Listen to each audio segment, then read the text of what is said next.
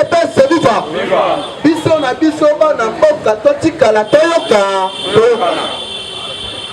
Moussa Wangani alobi te basa ba Congolais. Après un certain temps, alobi na ba Rwandais na ba dikolo mususu boko ta avion tokende opération na kei bazongisi bango na bamboka na bango respectif. Sans toutefois pour respecter ba makambo oyo bayokanaka. UDPS viva. Des places oyo bango sikoyo ba infiltraki déjà Laurent Désiré Kabila na Hippolyte Kanambe Kazembe. Parce que camarade ya Hippolyte ndazalaka ministre na ye. Les voyez comme papa ya Hippolyte ya récupéré mère ba Hippolyte adopté ba. Ya sikoyo azalaki chargé ya renseignement militaire ya Laurent Désiré Kabila. UDPS viva. Alors qu'il azalaki pion rwandais oyo batiaki pembeni. Yalaki sikoyo prévu mutu alingaki comme président à l'époque. Yalaki Katumbi oyo. Parce que ye mutu aki fournisseur ya ba minduki à l'époque. Eza le seul oyo azalaki na permis ya kosomba ba minduki. Leo musée aye ko apprendre nda bengana kaye mwana mai ya pakati mbangu na samedi UDPS viva. Baye koya na plombe ezalaki nani Hippolyte Kanambe Kazembe. Baye bisi oza jeune ozali mupaya biso ba européen tokofula yo kobenda masolo.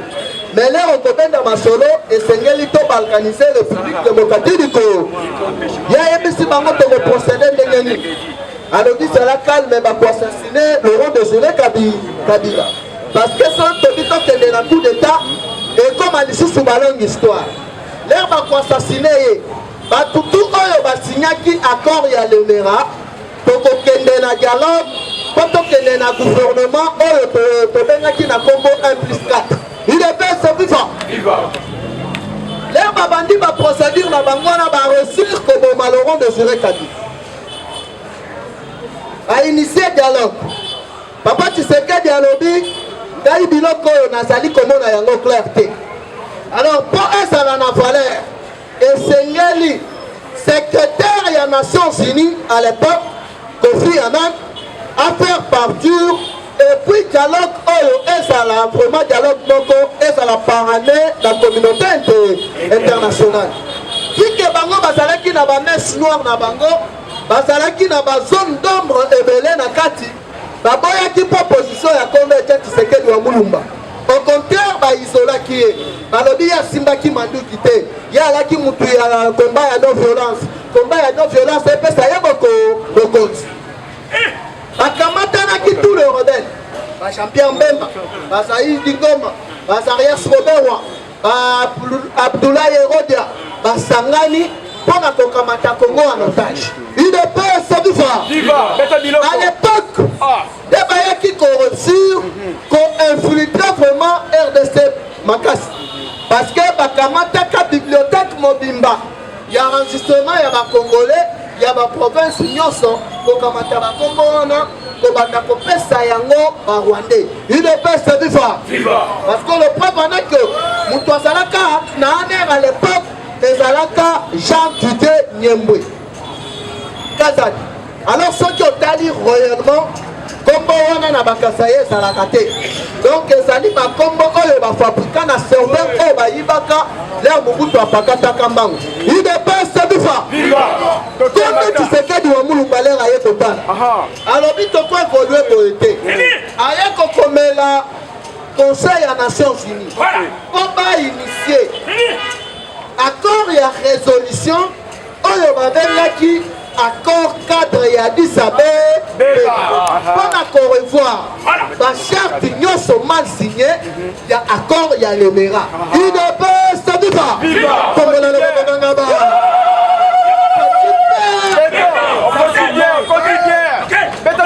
alors banani baparanaki batu wana batu oyo baparanaki bango ezali Belgique, France na quelques multimillionnaires ya baaméricains oyo bazalaki na souci pe objectif ya kopie ba richesse na biso. UDPS viva. Sikoyo Kabila, dès que ça on a il faut organiser l'élection. Au sala effort pour isoler les rebelles Moussous. Yo on sala na masolo. Pourquoi on va dire que le banaye bongo parce que Azara qui est le plus jeune et puis va contribuer facilement. Alors qu'est-ce qu'il faut faire? Et Sengeli donc ma constitution. Constitution na biso ezali copie collée à Belgique. Basali yango na taille ya Hippolyte Kana. Les moments qui doivent aucune élection. Batu ba paranaki élection il y a 2006. Ezali ba européen. Kabila na abendi ma solo. Abalukela kaba européen ta salini. Il est pas ce vivant. Dès que bayo kana ki apesa na bango 80%, ye akomi kopesa bango 30%. 40 ezokende na asi. Il est pas ce vivant. 10 ezokende na ici.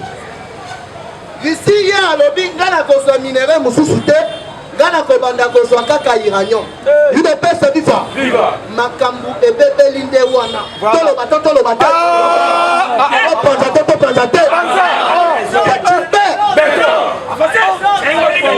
On iranium à son tour que RDC azali na qualité ya malamu ya iranium. Ba chinois pe ba lebi bon. Biso makambu ya ba na ba diamante biso pe iranium. Mais koto baso benda pe tonton. Toye kokoma na 2011. Kabila s'est réconcilié na 2010. Na Europe alobi no bo parane nga lisusu. Na 2011 tokobokisa makambu nyonso. Aparane ye a doublé bango.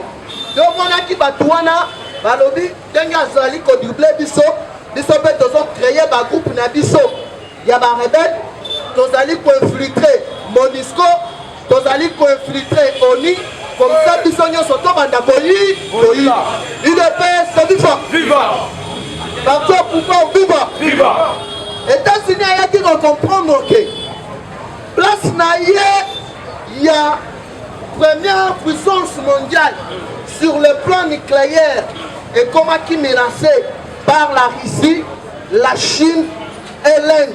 Inde est au monde à bateau, ça fait ma casse l'armée. Pour ça la surtout. Il est pas c'est viva. Abandi Kotine d'aba géologue.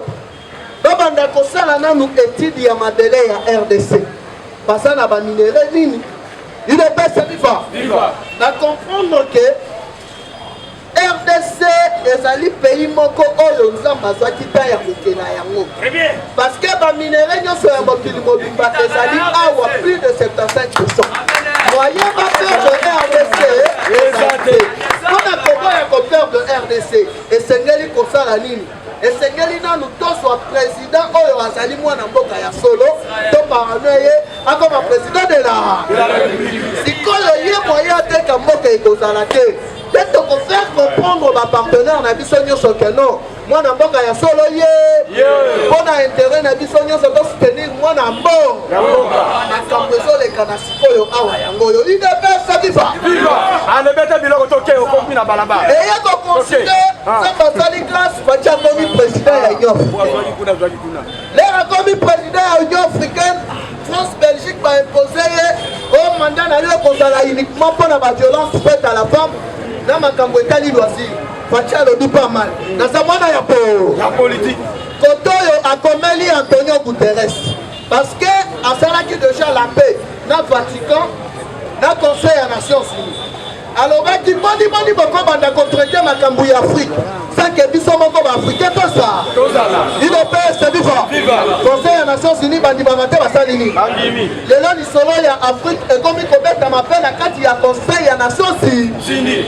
alobi esengeli tozonga na case ya départ tosala évaluation ya accord cadre ya Addis Abeba parce que accord ya Lemera ezali na bacharte ebele mpe na basignature ebele bato oyo basignaki baza de père et de mère idp setufa politique ekomi ele toloba te toloba te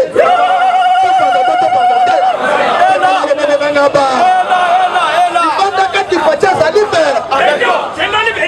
Belgique akomi o te non moyen tosala évaluation ezali te toza période ya COVID-19 faci alobi etali ngai te tokosala yango ata na video conférence idp setufa basote premier oyo esengeli te organiser forum retracer Afrique. Fatia le dit dans son monde en Gaïsoba. Parce que la siko, dans son qui s'abango qui est dans sa moine à Yamuki. Diable!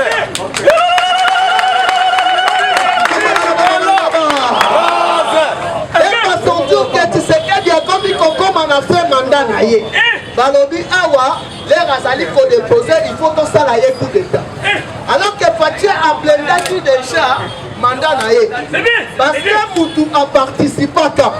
Moutou a paranaka accord ya Lemera. Et Zali Tony Blair, ancien premier ministre britannique.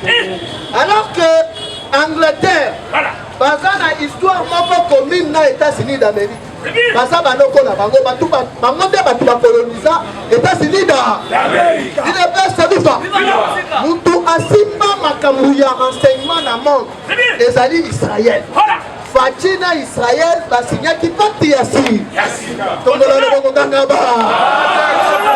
Avec qui n'a pas information nyo. C'est quoi qu'est-ce qui s'est passé? Kagame a kanisa qui a roulé Fachi. Mais Fachi nous a rendu FSC. Ils ont roulé en alors il faut signer accord, il y a libre échange. Il y a besoin de minerai. Voyez, votre qui est pas la biso. Voyez, biso peut être votre qui est pas la bi. Kagame a signé un Salini. Il est bien salufa. États-Unis a le bipoto au bateau, madame. Tout ça, le système est checking. Les minéraux sont allés en Afrique. Tout détecte yango et ont eu mboka ni. Et voyez qu'on là. Minéraux au Rwanda lobaka ezali yaye. Les raisons comme à niveau ya marché, va checker les ali minéraux ya République démocratique du Congo. Mais yo Rwanda lobaki aux premiers producteurs ya or. Or tu vois. Nous disons noyo aboué. Il est père c'est vivant. Donc banda ko kende na source na kati ya République démocratique du Congo. Il faut tabunda to so wela bi. Donc là le bongo ngaba. Oyo bango balukaki bango silisa ya. Il est père c'est vivant. Viva. Dans pouvoir viva. Viva. Dans le battle le battle.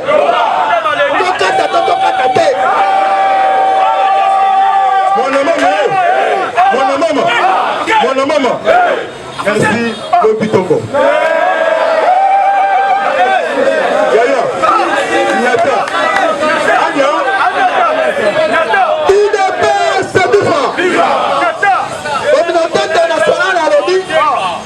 Depuis Motingaki, Makambouya échange à la minérée.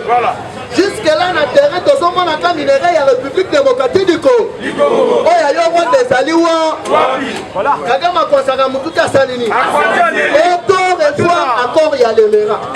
Alors que il y a le Conseil des Nations Unies. Alors, Moutou a signé encore il y a le Mera. À coup de Moutou a sali président et sali Félix Antoine Tshisekedi Tshilo.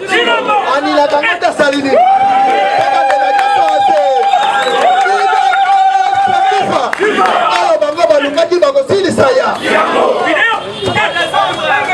Uganda ekotala lobi Rwanda roula biso trop.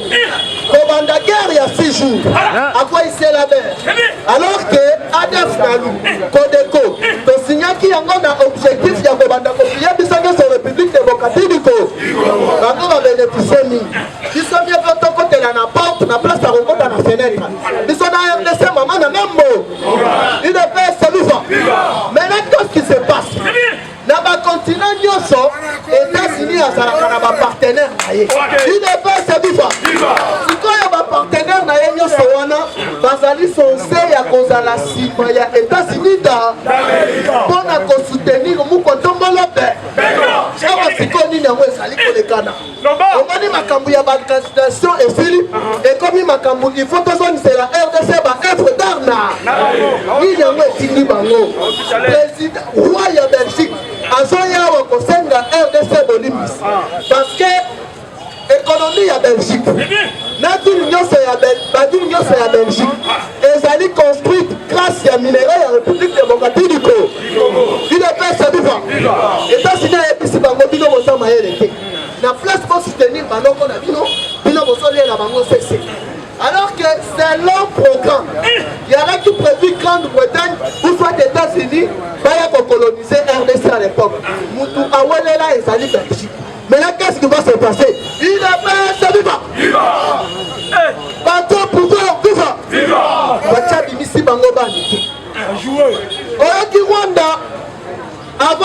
koparticipe na kati ya réunion forum oyo euti kosalema na Belgique. alobi oyo biso wanga tokozala prêt ya kose défendre, tokosenga mpe autorisation ya mutu te, toza pays moko ya moke basundoli biso. Mpo na nini alobi bongo? Rwanda azali déjà isolé sur le plan diplomatique. Na administration américaine Rwanda kotaka lisusu te. Mpo moto afavorisa bango bien ezali Barack Obama, vu que azalaki na baracine moko ya banilotique.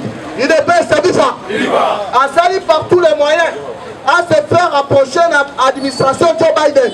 Esimbi nango te. Mwana mai ya sensatique sikoyo iso opoko babengi na kombo ya boga. Eza opoko batongaka na forêt. Opoko wana objectif nango esali pena 18 ans. Objectif na bango ezalaki midele bauti wana baminere tu nyonso bapiye bakotisi na Rwanda. Rwanda akamati yango atekeli bango ndike bango nde baexplorateur. Balakisi bango bakare minio na bino ezali wa minero eutaka wa bino bobandaki kokosa biso sikoyo tondimi yango tokonfirme yango tozali nsima ya République démocratique du Congo. Nde wana alobi awa tobanda korekrute na Burundi, Tanzanie mpona koya koseme desordre trouble na kati ya République démocratique du Congo. O société civile o ba ONG nyonso bango tout complice parce que ba ONG MONUSCO bandaki kopesa bango mbongo bazolia mbongo na nsima ya babibembe ya bainocent. O société civile bobandaki koyeba ndenge nini keno barebele bakokota o lusha bayeba comprendre keno bato nyonso wana bazaki na kati ya ku état de siège ezokase leo bamoni keno koto na site nano kifu eza blende bakindeli na Ituri. Dernièrement bati auti kotinda bato ya présidence bakende banégocier na bakodeko vu que ya nos frères congolais là badépose baarme bazala réintégrer na badomaine mosusu sécuritaire neti baservice national bazali baventure na bango baleve bango toyebi baje na ba sikoyo awa numéro 1 ya environnement ya États-Unis d'Amérique semaine oyo azokwea awa idepesa diva madame Monique okamati Antonio Guterres azokwea awa après akokende est. Pourquoi bazali koya? Ezali mpona koconfirme déjà installation ya tribunal transitionnel oyo bakosambisa bacriminel nyo yango oyoki dossier ya Flaubert Chebe ya mikolo oyo epelaka te esali mutu ya liboso commanditaire ya liboso Hippolyte Kana dossier ya 3 hectares ya ONU na mesa mutu ya liboso commanditaire Hippolyte Kana oyo bango balukaki bakosilisa ya ekomi oyo tozokenda Afrique du Sud kuna mpe na Afrique du Sud bayebisi bango bokoma awa oyo eza mboka ya exile kote bokendaki kosala bacrime na bino bokende kaka ku idepesa biso baci libanga kati mpe lobi na 23 heures balobi force spéciale force one nakase ya mboka bazomona bilongi na bango te bapomba bavimba balati bakabu basopani na Ituri na ndenge bako ya kosakana oyoki oyoki ministre ya affaires étrangères oyo azali proche pe katumbiste alobi nga nazosoutenir mutu mosusu te nazosoutenir Félix Tshisekedi Tshilo mutu wana amoni ni parce que ye nde diplomate akendaka liba ayebi basekret ebe c'est pour leur dire ke na ngambu kuna eloko ezali tozongi sikoyo na accord ya Turquie place tokoshitele udps biva parti pouvoir biva Fachipe Turquie sur le plan économique azali déjà na top 20 parce que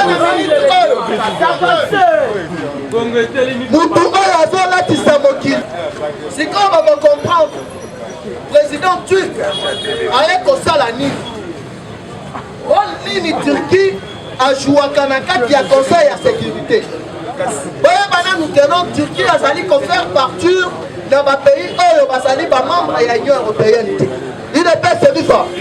Parce que pour naïe à mon Union européenne et ça va aventure. Turquie azali na ba voisin net Asie net Europe donc azana katikati wana. C'est compliqué azana rôle moko munene. Et puis Turquie baza ba expert na lutte contre les terroristes. Yeba yango que non na délégation ya président turc Erdogan. Ezali na ministre na ye ya défense na kati. Mais ba yebisi bino ba yeko signer ba contrat moko commercial. Ministre ya défense a ko signer contrat commercial. Yeba ni ne peut se passer. Va comprendre que na kati ya RDC babanque nyonso ya RDC ezali babanque moko ya Kabila eza crédibilité. Alors po bango ba évoluer bien esengeli basala nanu banque na bango mo yango babengi yango centre commercial. Qu'est-ce qui va se passer? UDPS viva. Bamisolo na bango nyonso ekozala wana. C'est pour vous dire que l'activité nyonso bango bakosala ba investissement nyonso bakosala na banque na bango mo nyonso wana mpona koboya blanchissement d'argent parce que yeba ke non Turquie nde batimbeli bato oyo babandaki kofuta ba ADF ti bomoni ba ADF bakomi uluwa tivunde ekoti mbilinga ekoti ezali po ke raison babandaki kofinanse bakatanga te basali yeba yango ke non Turquie azali membre ya OTAN. Alors que na kati ya OTAN, batu bazali kopese. Eza États-Unis, ezali Russie, ezali Turquie, na Allemagne, na Grande-Bretagne. C'est pour vous dire que pour la ADF Abou et puis pour la Kosukisa, on est dans la transition. Mandat ya liboso ya Tshisekedi en 2025, tina 2029, tina 2030, de 2030 deuxième mandat, tina 2035, yo siko zomi de la opposition, au bandit de opposition à Kimukolo, au Kosuka wa, il n'est pas sabifa, il a dit dans votre